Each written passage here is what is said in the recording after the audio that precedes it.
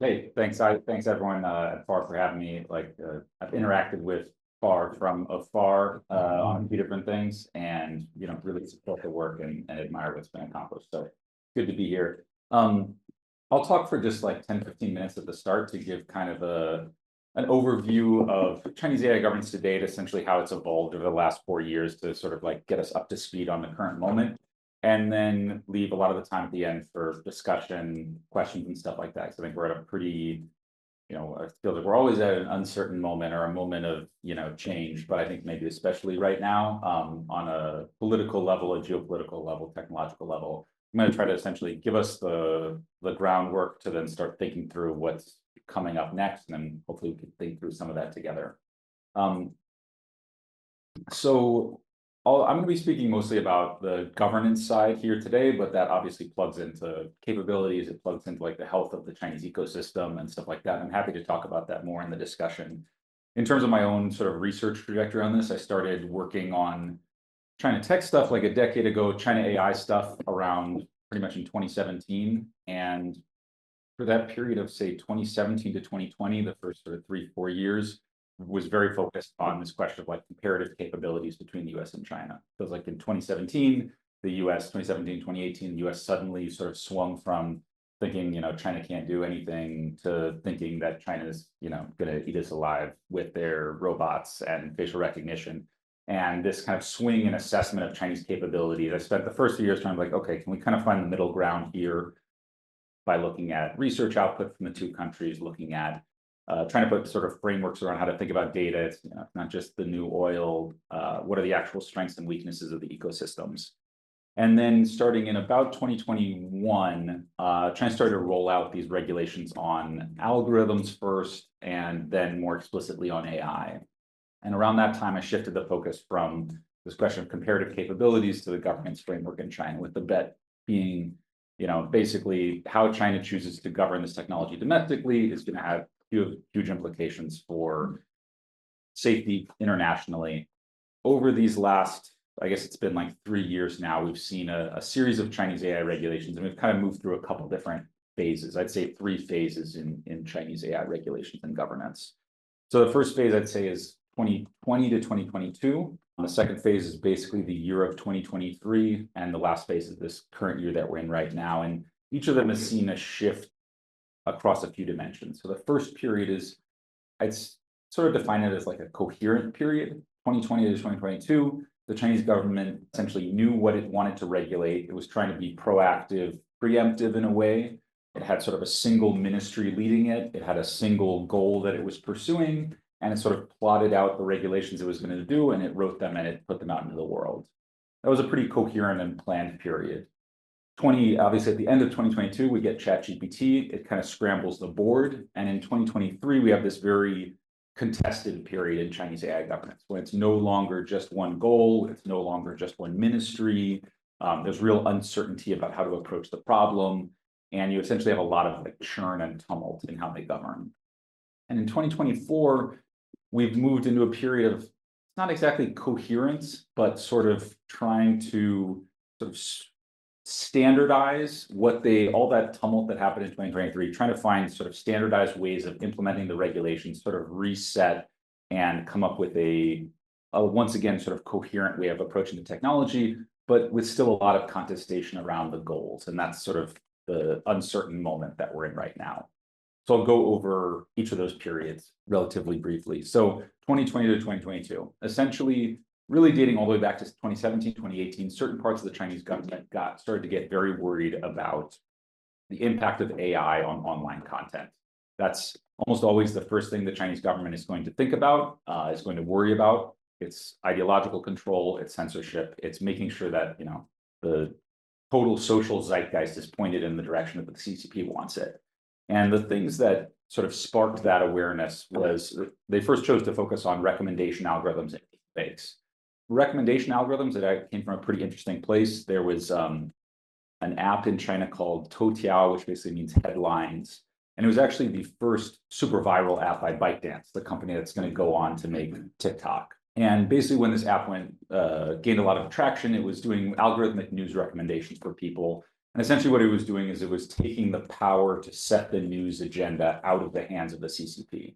Prior to this, the CCP it doesn't sort of dictate every story that's written by the media, but it can choose what to prioritize and say, on every website, these are going to be your top 5 stories for the day. We're gonna know what everyone is looking at. And we're going to be able to essentially shape the agenda. And when you have algorithmic news recommendation services, everybody's getting their own feed. The CCP has no way of knowing who's seeing what, has no way of prioritizing the news agenda for the day, for the week.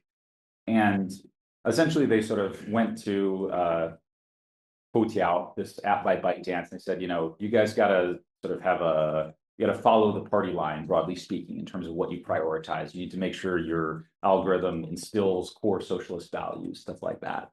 And the founder of ByteDance, Zhang Yimin, basically said, like, screw you, like, it's not my job. We're just an algorithm. The algorithm does what it wants. It's not our job to instill core socialist values. Kind of a window into how different the relationship between Chinese tech companies and the government was at the time. This is pre-tech crackdown, all that stuff. And he basically was very cocky, sort of challenged the government, and the government cracked down on him. And they basically, first they just punished his company, fined it, removed the apps from the App Store. And then they decided, okay, we need to have an actual like regulatory agenda around recommendation algorithms. And at the same time, they also sort of got allergic to the presence of deepfakes, also from stuff going viral online, deepfake face swapping stuff. So by 2019, 2020, they've essentially decided these are going to be our first 2 priorities for regulating AI and algorithms, recommendation algorithms and deepfakes. And over the period of 2020 through mid-2021, sort of throughout the pandemic era, they are having different parts of the bureaucracy, sort of think tanks, technical organizations, tech companies, all slowly get together to craft these regulations on recommendation algorithms and deepfakes. And during this period of time, this is all led by one ministry within China, the Cybersecurity Administration of China, the CAC. And they're essentially the online content regulators. They are the people who got the internet sort of under control in China. Around when I moved there in 2010, online sort of their Twitter equivalent, Weibo, was actually a pretty like freewheeling public discourse space, and they basically created the Cyberspace Administration of China in order to get the internet under control. So it did that with sort of pre-algorithmic internet content, and then when algorithms and generative AI or deepfakes started coming onto the scene, they assigned this to the Cyberspace Administration of China to once again get it under control. So during this period, 2020 to 2022, they're putting together these regulations, they're rolling them out, and they're implementing them. They're somewhat interesting. There's interesting pieces to them. I think maybe the most interesting thing is that they essentially created some of the initial, like the regulatory toolkit that they would later apply to generative AI, where the core pieces of this are a registration system. So if you're going to create a product in one of these areas, you're going to create a algorithmic recommendation product. You're going to create a generative AI before it was generative AI. The deepfakes was under this thing called deep synthesis.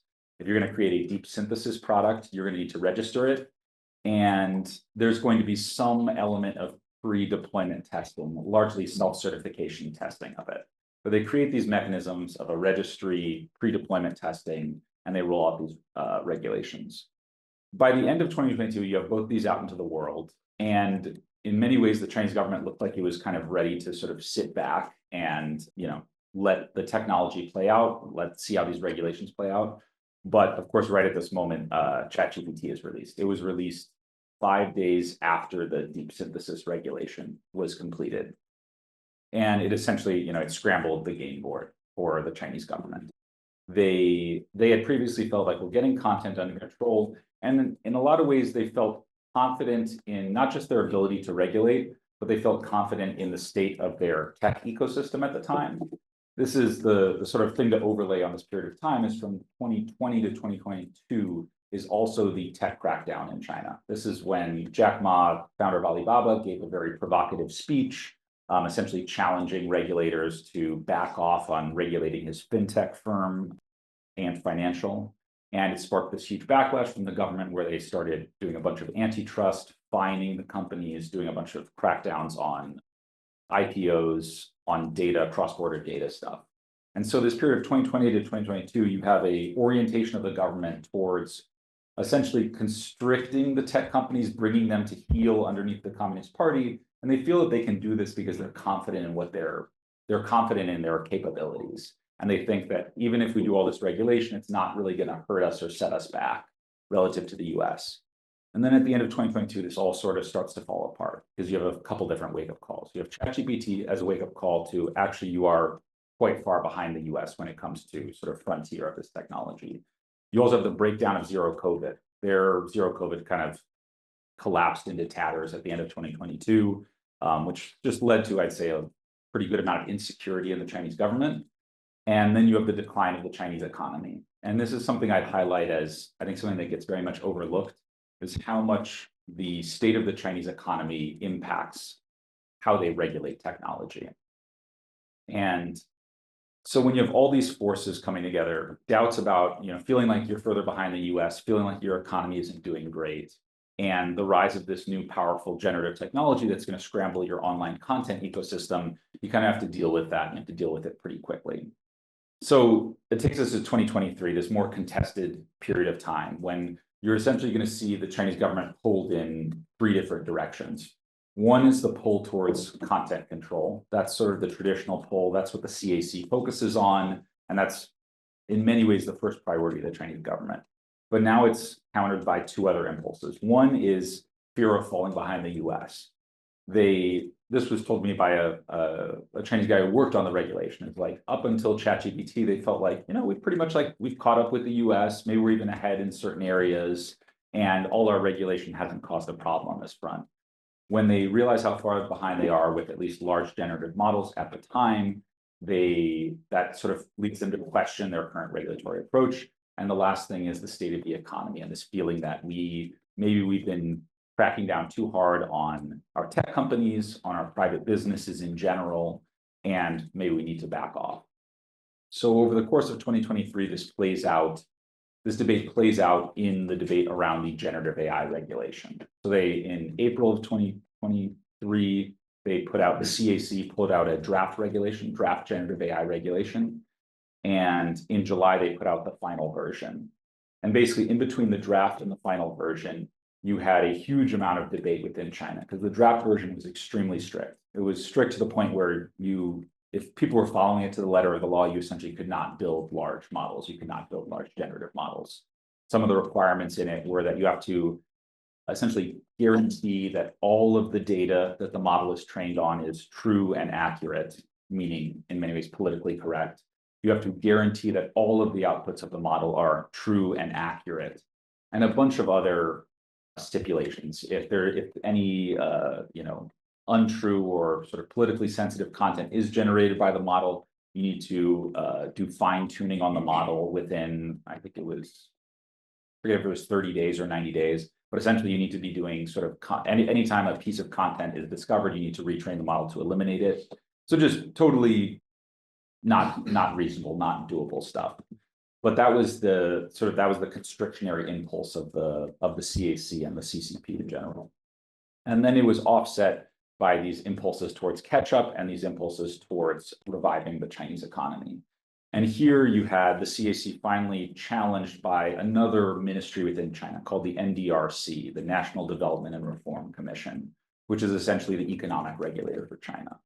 They had not had any part of the earlier regulations. The way these, just to clarify, in China, the way these roll out is usually one ministry will lead the drafting of a regulation. They'll put out the draft version, and then when they put out the final version, other ministries will essentially co-sign it. They'll give input and they'll co-sign the regulation. With the earlier ones, CAC led them all, and then they were co-signed by like the Ministry of Public Security and other sort of security-focused regulators. With the generative AI regulation, the CAC put out the draft, very strict. And when they put out the final version, it was co-signed. The second author on it was the NDRC, this economic regulator. And you saw a major shift away from the super strict regulations, a push towards being much more accommodating when it comes to training data, being much more accommodating when it comes to the model outputs. That it's okay, if it says something politically incorrect, that is sort of okay as long as you made a very good faith effort to try to prevent that, essentially. And this this happens over the course of 2023. They how to put it, it's a back and forth. They go from draft to final, which is from strict to loose. But when they start to implement the regulation in the second half of 2023, the way the CAC implements it is once again super strict. They're essentially doing a licensing regime whereby they're requiring any company that is creating a generative AI model to submit not the model weights in advance, but to essentially go through the CAC will essentially sit with the company and just red team the model by asking it tons and tons of political questions until they feel that the model is sort of good enough in terms of political content. So it is really slowing down the rate at which the companies are putting out new models. And this is essentially what happens over the course of 2023. You have this back and forth between the impulse towards control and the impulse towards development. And what's happened in 2024 is essentially they've tried to standardize that process. They've tried to make it not so sort of contingent on, like we know it when we see it, levels of compliance. They've rolled out these, they call them technical standards, but really they're sort of compliance standards, telling companies if you run this battery of tests and you pass a certain threshold of performance, then your model is okay to be released. So as an example of what's in these, they say essentially you need to ask your model 2,000 questions on politically sensitive topics, and it needs to have a 96% pass rate, meaning 96% of the time it doesn't say something politically incorrect. They also have things saying you need to ask your question 2,000 questions, ask your model 2,000 questions on bias, on discrimination. It also has to have a 96% pass rate. But when I talk to the companies, they're like, that's technically on paper. We need to pass these discrimination thresholds, but really what they're worried about is the political content side of it.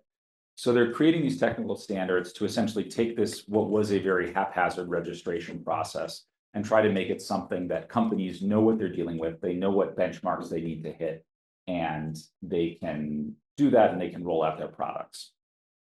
In this process, it's a kind of it's a interesting thing in that there's two sort of ways of interpreting this. On the one hand, they're getting sort of more sophisticated and more technical. They're having pre-deployment testing, and they're having a sort of red teaming, but without the back and forth on the models. It seems sort of very AI focused and very very sophisticated.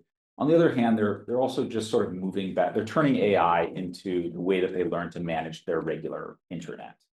So not only do they have these sort of pre-deployment testing stuff, they essentially demand that every AI company that releases a generative model give them a bunch of logins, a bunch of accounts that they can use to query the model.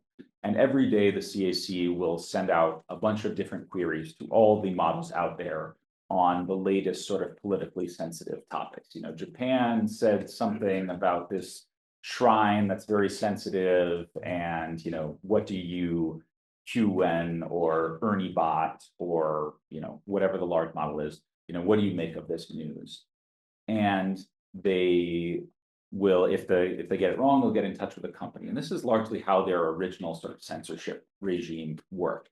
They would have regular directives out of the CAC. They'd be in essentially constant communication with the companies.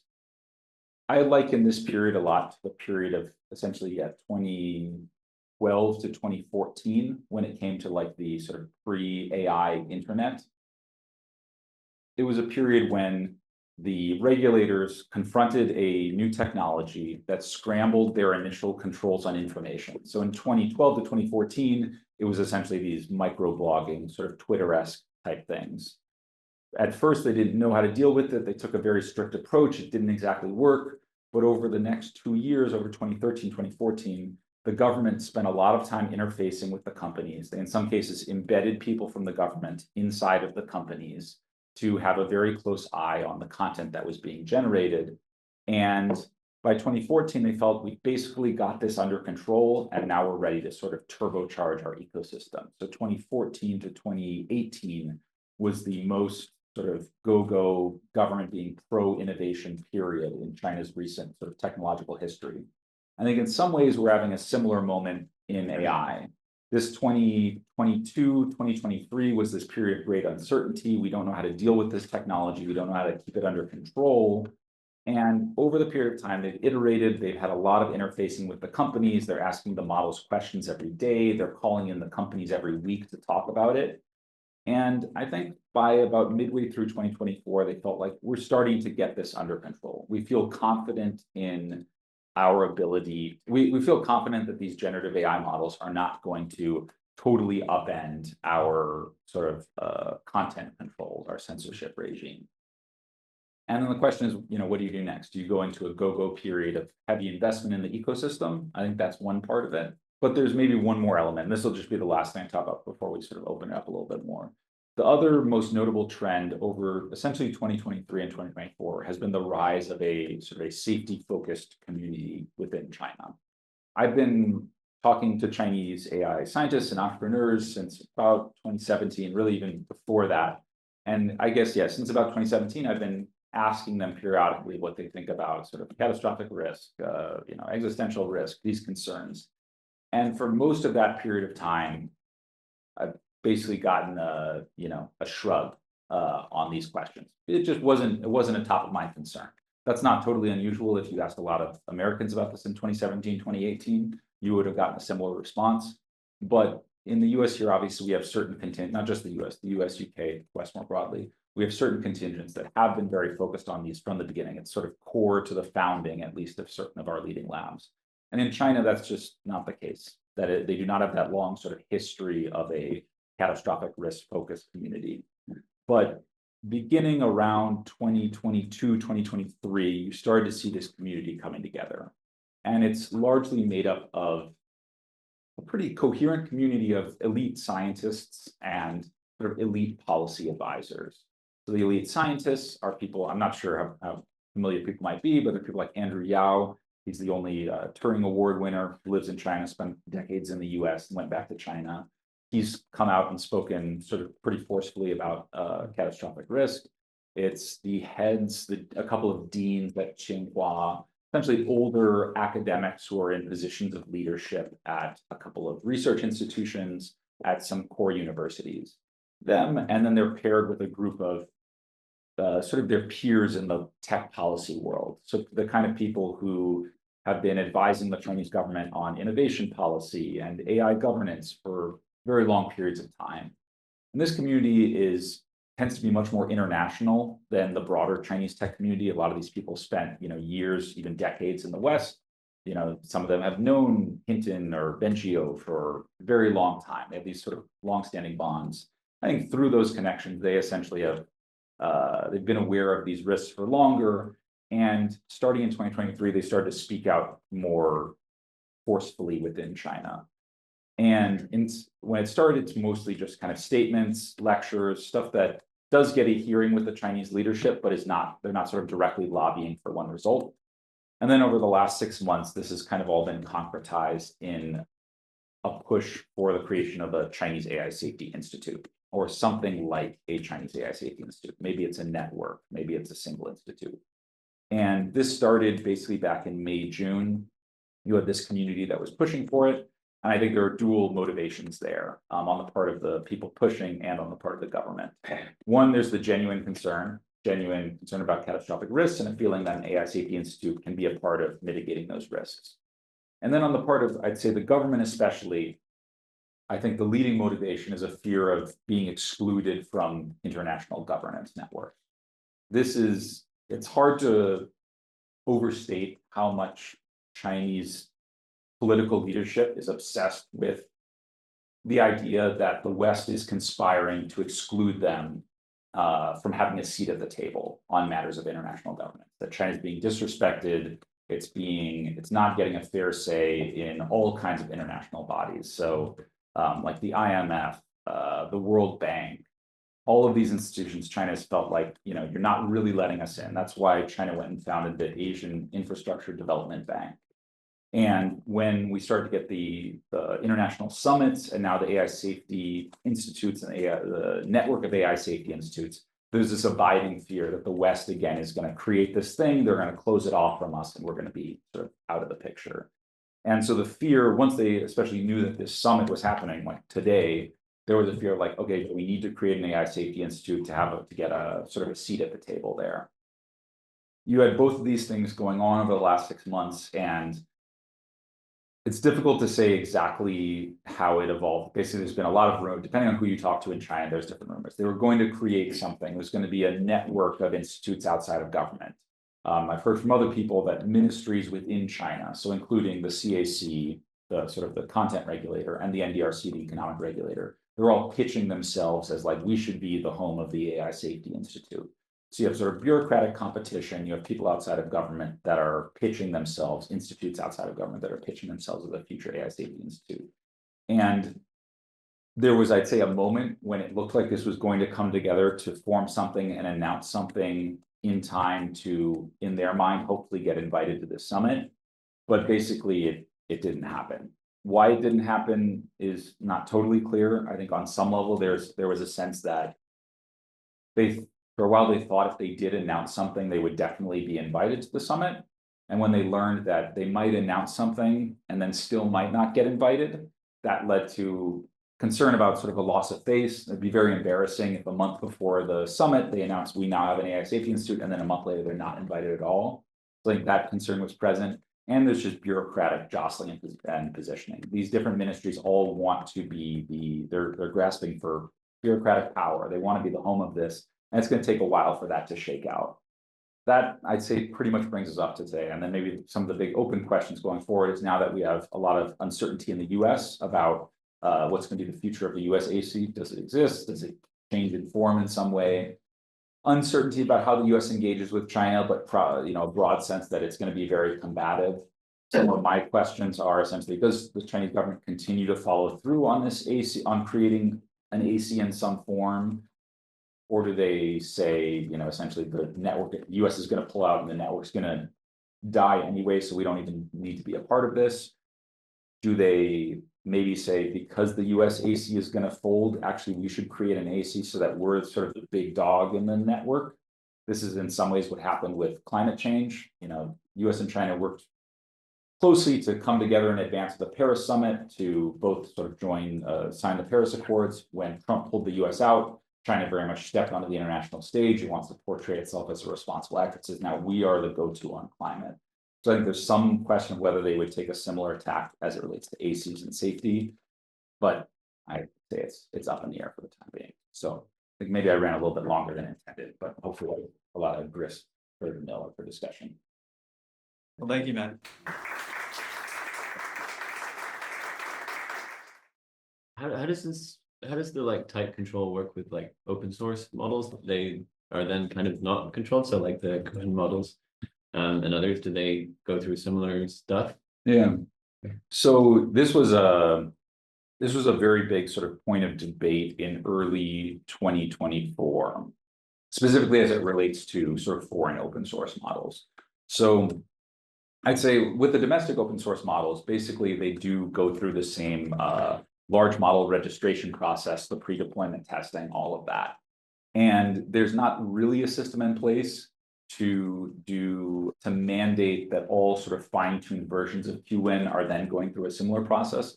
Essentially, one of the things that they did to water down the generative AI regulation is at first the regulation said any model that is any generative AI model that is trained. So it doesn't matter whether it's deployed, it doesn't matter if it's for research purposes, it doesn't matter if it's just internal use within a company, they're all within the scope of this regulation.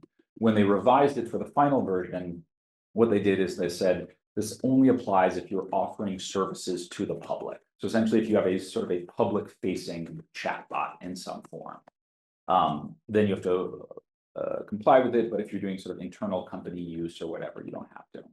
So with the open source models, you have a couple of issues. One is, can you use foreign open source models? Can you take Llama 3.1 and fine tune it and deploy it in China? The way they originally wrote these technical compliance standards would have essentially barred that. They said any model that is deployed within China needs to go through the registration process, essentially meaning you can't just build on top of it. Because Facebook, Meta is not going to go through this process. And over the course of revising these technical standards, they got a ton of pushback from industry on this. And they essentially removed that part. So they left it open that you can build on top of foreign open source models. For QN, the base model is going to go through this process. And then for people building on top of it, if you're going to offer services to the public, then you need to bring your model through this process. If you're just going to use it internally, or if it's just for research purposes, then you don't do it, essentially. There's some areas in here where they're like just legally and practically, it just does not make sense. Like they say you have to, if you deploy a fine-tuned version of QN, then you need to go through the registration process, but the registration process demands things that someone fine-tuning an open source model just can't do. It demands that they run essentially checks on all of the training data. You have to randomly select 1,000 or 2,000 data points from your training data set, and 95% of those data points have to be sort of politically compliant. If you're fine-tuning QN, you can't do that.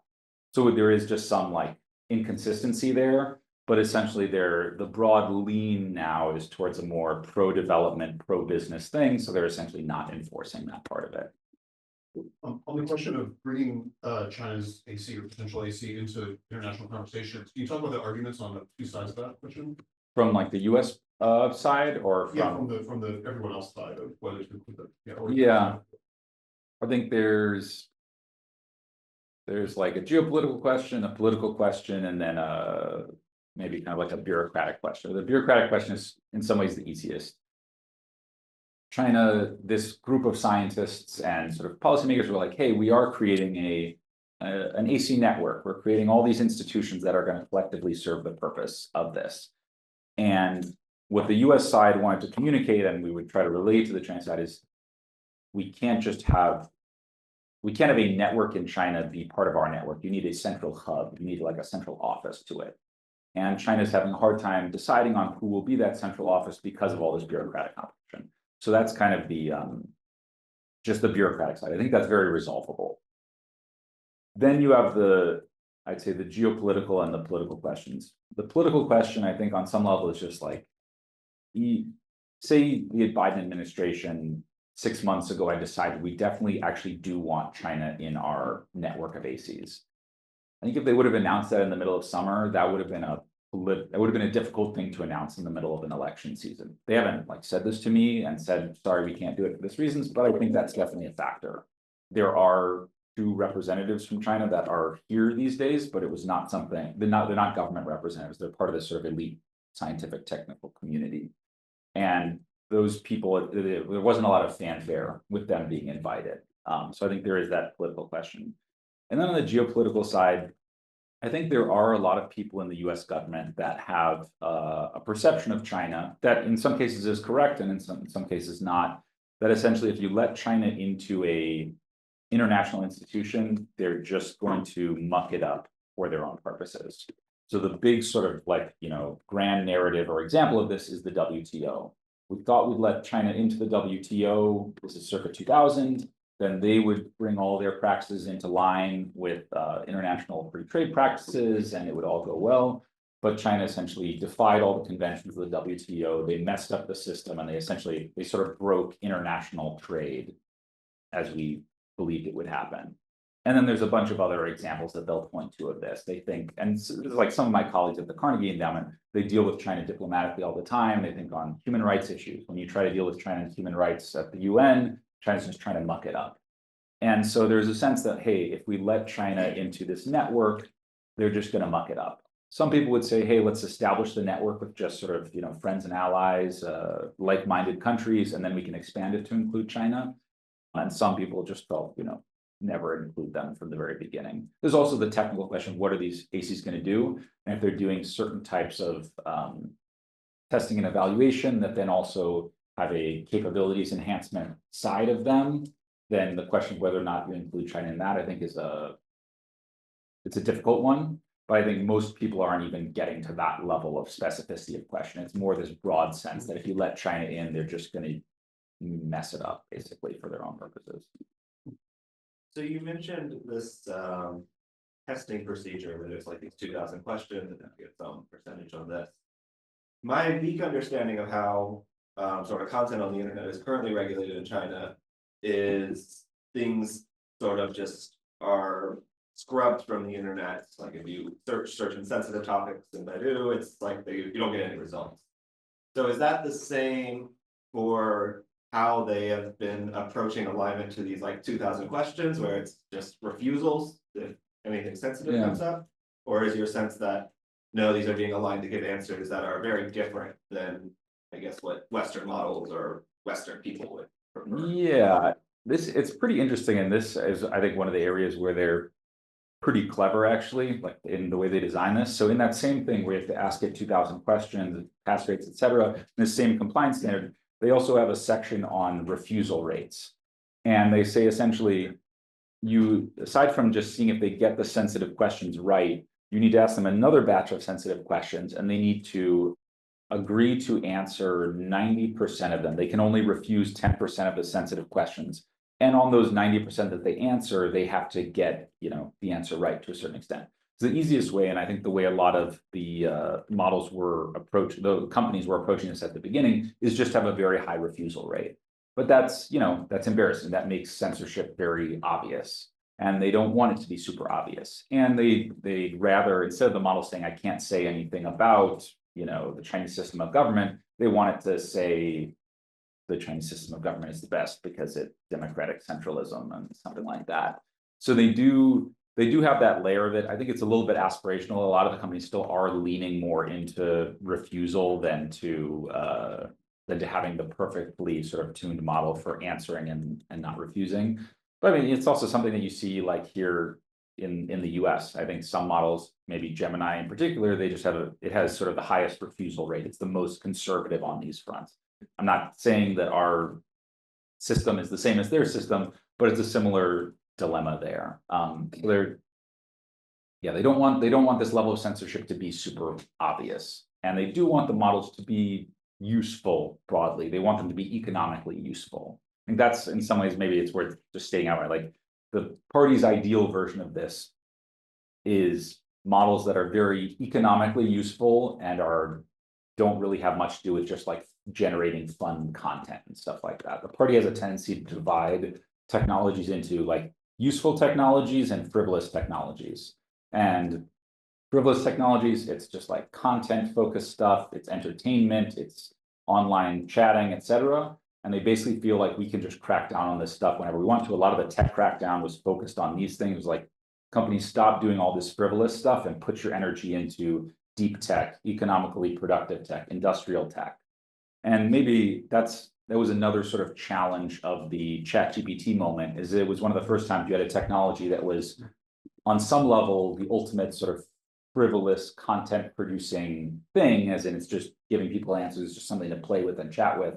But it also might be the frontier of the most economically productive technology that we might have. And so it's sort of, it put them in the crosshairs in a way that they couldn't do this sort of clean division that they like to do. Sorry, I'm just gonna quickly ask a question from the chat. In the chat, Vale, FAR's head of community, is interested in what sort of field building activities would it make sense for FAR or other similar smaller Western entities to do within China regarding sort of increasing interest in global catastrophic risks, and are Chinese researchers open to working on technical safety work and what that makes sense for them? Yeah, and just so I don't make a stupid mistake, FAR is the organization that is over and around the International Dialogues on AI Safety, IDAS dialogues. Do I have that right? That's right. It's part of FAR, it's a fiscally sponsored organization as part of it. So we provide them support and advice, but they are also their own entity. Okay, just sorry that right. I mean, that work I think has been very, very impactful. First at this sort of higher level, this of the sort of elite scientists, when I talk to people in China about how has safety kind of come onto the map, many of them cited the IDA's dialogue in Beijing in April of this year. They're like, the fact that that happened in Beijing really mattered when it came to the imperative to build an AI safety institute.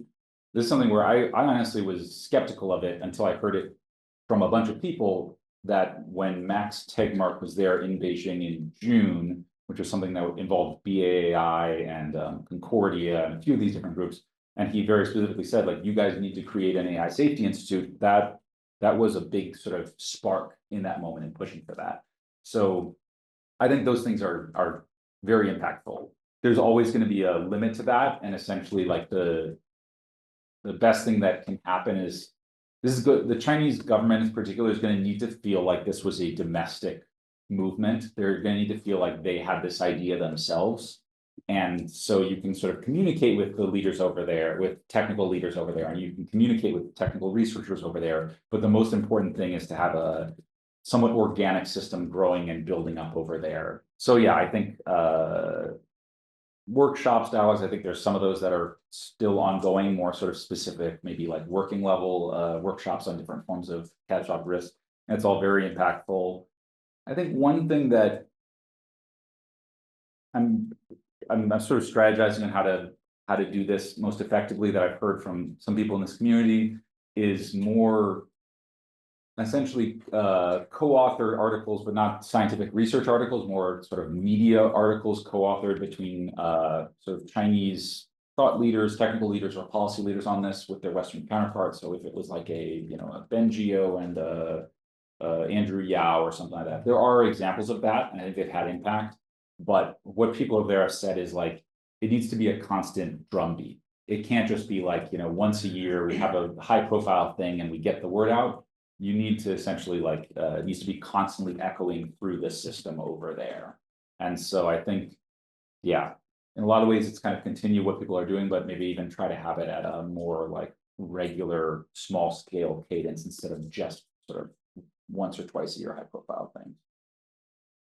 Do you have thoughts about how like the CCP leadership or other elites are thinking about like actually building AGIs to maybe how this case like racing with the US? Yeah, I mean, this is obviously very, very pertinent at the moment. So up until recently, there hasn't been a ton of at least public discussion around, hey, we've got to have a centralized AGI project to race with the US. In the US, a lot of that also hasn't been public until like yesterday or very recently.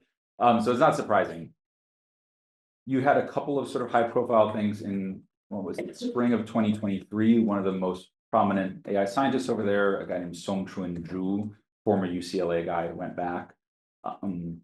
At the National People's Congress, he made the pitch for what they call a 2 bombs, 1 satellite program. So in the US, we have like Manhattan Project as our like reference point for when the government got together and did something, amazing for great national power. In China, it's called 2 bombs, 1 satellite, which is in the 60s. Yeah, 60s when essentially they built the atomic bomb, hydrogen bomb, ICBM, and a satellite. And that was their kind of like national sort of cohesion project. So you had someone sort of making that pitch publicly, which I think was pretty notable. Somewhat ironic because the guy who's making that pitch, Song-Chun Zhu himself, like doesn't believe in scaling at all, like takes a totally different approach, is very skeptical of the current moment, but essentially wanted to use that current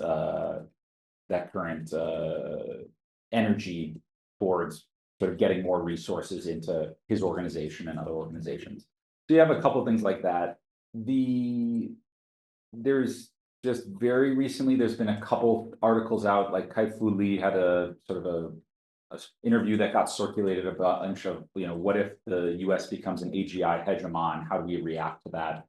I believe in the article, it didn't say, hey, and we should build a Manhattan Project. It was more, how are we going to kind of work around that? But I'd say essentially like the discussion has not been happening, at least in public. It's possible it's happening in private, but I guess given how much this sort of technical community is still trying to just get the message of AGI and AI safety across in the first place, I'd be a little surprised if they had already sort of made the leap from we don't really believe in this to we believe in it and we have to have a Manhattan Project. I do think that if the US does this, it's almost certainly going to be copied within China. I can't see it's hard to imagine a world in which the US tries this and China doesn't try it.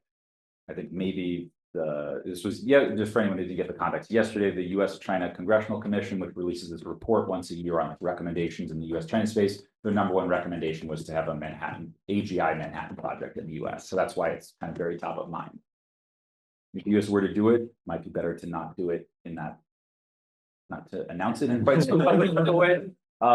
Obviously, you'd expect ultimately that, Chinese intelligence would eventually know that something was going on, but I think there is a pretty big difference between the classified intelligence community knowing something's going on and therefore trying to marshal resources, and it being a very public thing that is resonating in both ecosystems that makes it easier to draw on all the scientists and resources. But this is pretty brand new, so up in the air. Just on that, is that how big a deal is that report? Like, is that meaningful that they released it? It's meaningful within the world of US-China policy. It's not like it just gets turned into legislation. Usually what they're doing is they're trying to essentially, they usually try to push the Overton window of how to think about US-China relations. And so it's possible that this sort of plants a seed that then, develops in the coming years. I certainly don't think this is going to be the thing that causes the US to have a Manhattan project, but it just puts it on the map and it's going to make it much more of a item for discussion. This has been great, highly informative, really deep context. I'm wondering if you have recommendations for sources for watching China, staying up to date on AI developments there that you recommend.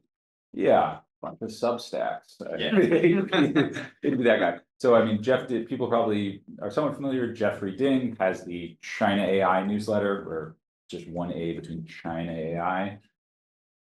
There's another one that's very good that's less known called Geopolitics. TECHS. That's written by a guy named Patrick Zhang, who very smart, used to be in the Ministry of Foreign Affairs in China, working on cyberspace negotiations, and now works in ByteDance public policy. He does a very good job of sort of surfacing things that are happening within China that aren't getting a lot of attention in the West, but are important. Not all AI, but a good portion of it is. I mean, even I imagine most people are Jack Clark's import AI. I get a lot of the, when China releases a new open source model, how do I think about that? I often turn to him on that front. Let me think if there's anything else that's like a regular sort of publication cadence. Yeah, I mean, CSIT puts out a bunch of stuff, but those are the kind of things that'll land in your inbox at least. Can you say any more about your own methodology? Sure. So depends on what I'm doing, but I'd say the project for the last 2+ years has been essentially to build I called it reverse engineering Chinese AI governance. So you take the regulations that come out, you break them down into their component parts, and then you try to trace where all those component parts came from. And the goal of this is to essentially build a model of how does China make AI policy. So all that stuff I was saying at the beginning about ByteDance, this app, recommendation algorithms, was some obscure stuff that I found from essentially taking parts of the regulation and then looking back through Chinese state media for when do these terms first surface, when does the term algorithmic recommendation first surface in Chinese state media, you find that it's all related to this incident involving this app and stuff like that. So some of it is this kind of a little bit of sort of forensic Chinese open source media, especially analysis. But a lot of it comes from talking to people over there, and that is, you can't just take what people say and then take it as gospel. But a lot of the most interesting sort of nuggets or sort of the texture behind these decisions can become a lot clearer from talking to people who work in sort of writing the regulations, who work in the companies complying with the regulations. I think it's been one of the real positive surprises of the last few years is how, at least to date, that community has been pretty open and excited to engage with people in the West who are if you're taking what they're doing seriously, they're excited to talk to you about it. I think some people say, AI, US, China, super sensitive. Obviously, it is on the development capability side, but on the governance side, this community in China, it very much sees itself as they see themselves as part of the international AI governance conversation. They want to be engaged there. They want to both say what China has done, and they're also very eager to learn what's going on in the US. So I got a bunch of WeChat messages about SB 1047, like what's up with this? And so then I try to be helpful to them. I say, here's how to think about that, or, not relaying any sensitive information, but essentially helping them get a read of what's going on, and then sort of doing the same with them. So it's a mix of that stuff and conversations. For the most part. I think there was one in the back. Yeah. At the AI Soul Summit, we had 60 companies around the globe who signed on to the Frontier AI Safety commitments to evaluate and mitigate severe risks from the models. And there was one Chinese company, Zhipu, who signed on to it. I'd be curious if you have a sense of whether other Chinese companies are also interested in these kinds of safety frameworks. Also, it would be interesting to hear your takes on like what are the top Chinese companies to pay attention to. For example, DeepSeek released their model, which they claim to similar performance as O1. Yeah. So first on the commitments and Zhipu. Yeah. So the company is Zhipu, ZHIPU. I'd say I was glad that they signed, and they are one of the companies that I would most watch, both because of the sort of pedigree of the founders and because of their position within the ecosystem. So the pedigree of the founders, one of the co-founders is this guy named Jie Tang, last name Tang, who is a Tsinghua professor, has been essentially one of the people doing like large model stuff for the longest, and has been releasing like top flight open source generative models, pre-ChatGPT. Didn't just rush into it at this point in time. So he's important, Zhipu is important, and also this is partly from these conversations, sort of the word on the street is that Zhipu is the company that is getting a lot of the government contracts, that when the local governments or different ministries are trying to contract for generative AI services, they're working with Zhipu. And so I think if they're getting sort of particularly embedded in different parts of the government, or they're seen as a trusted provider, I think that makes them particularly important. So that was one reason why I was glad that they signed. They're a leading company, and they're, I'd say, probably going forward a politically significant company. The question of whether other companies would sign onto this, I've been involved in this because I've been sort of talking between the two sides, trying to get Chinese companies involved. I think that, so there's going to be they're going to unveil all these commitments or unveil these frameworks in France. There was a push to try to get more Chinese companies involved in the process throughout, and from what I know so far, no other Chinese companies have signed on. That's a little discouraging, but it's not totally surprising.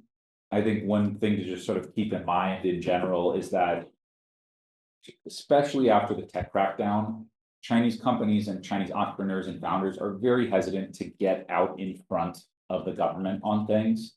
They don't want to be the one who, while the Chinese government is not sure whether it wants to participate, they're out there sort of doing their own independent diplomacy. All of our American tech leaders feel very empowered to just go out on the international stage. They're not following the US government.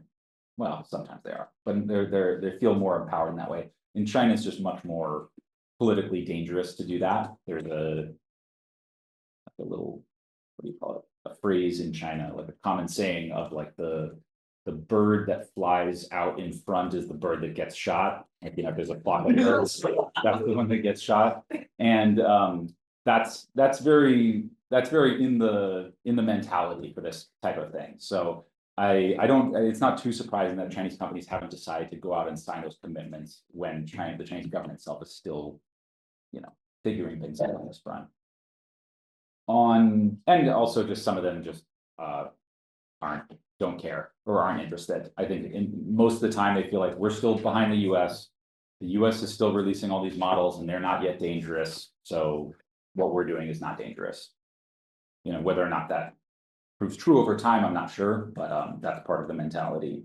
In terms of companies to watch, in some ways I in part look to you guys, or look to technical researchers in general, especially when it comes to evaluating the open source models. That's something that I think just anyone's looking for something to do. I think that really getting in and playing with and evaluating the capabilities, or even just understanding like the technical decisions made behind some of their open source models would be something that's very, very useful, and it's going to be increasingly important.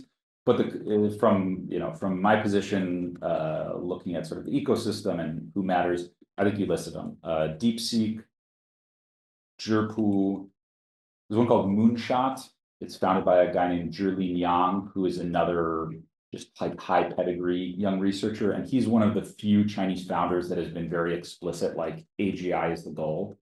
You know, a lot of companies will kind of say that, but really they're just trying to make money in the present moment. I think Zhilin Yang and the company Moonshot are actually sort of pushing in that direction. He just has a research track record and high performance models.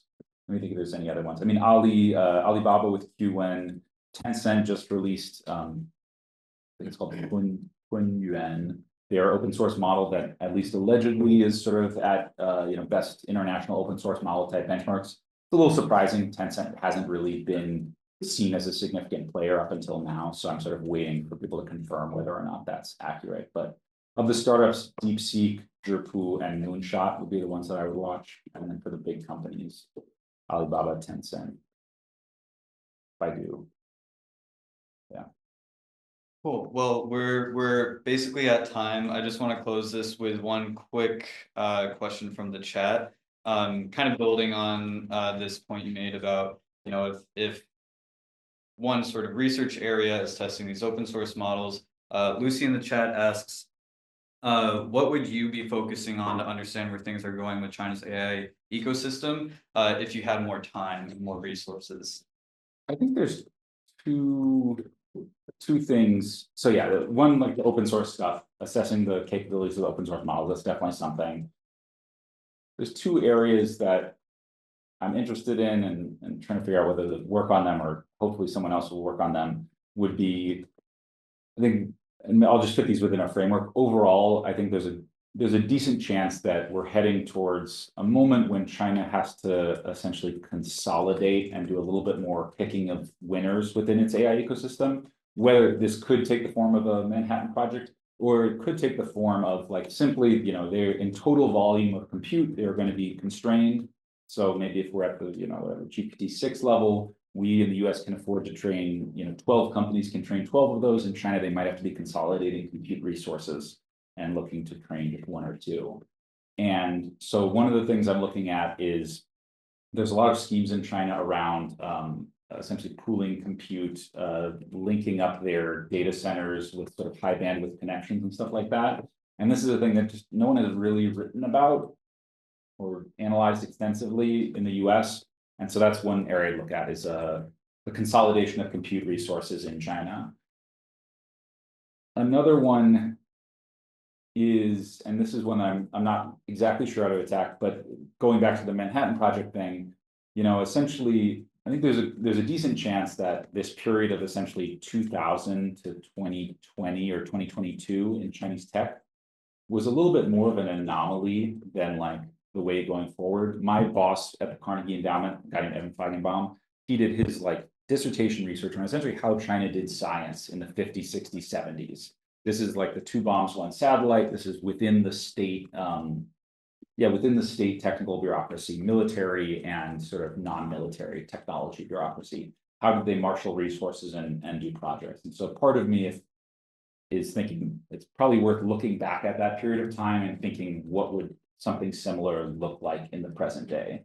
And also just thinking through, what aspects of the technology, or if we look at different potential technical trajectories, which of those play to the strengths of a sort of centralized in-house government-directed bureaucracy, which of those don't play to the strengths of that, stuff like that. So I think that's some of what I'm thinking about, or thinking would be useful for people to look at. But also, yeah, the other stuff is like the models that are going to be deployed in a lot of parts of the developing world or the global south. Is that Qwen modified for Indonesian, or is that Llama? Is that a local model? I think that's a big question. I think that's also going to be a big focus of the next administration is like, how do we win the AI markets globally? And so I know that type of work will probably have an audience. Cool. Well, thank you, Matt. Thank you.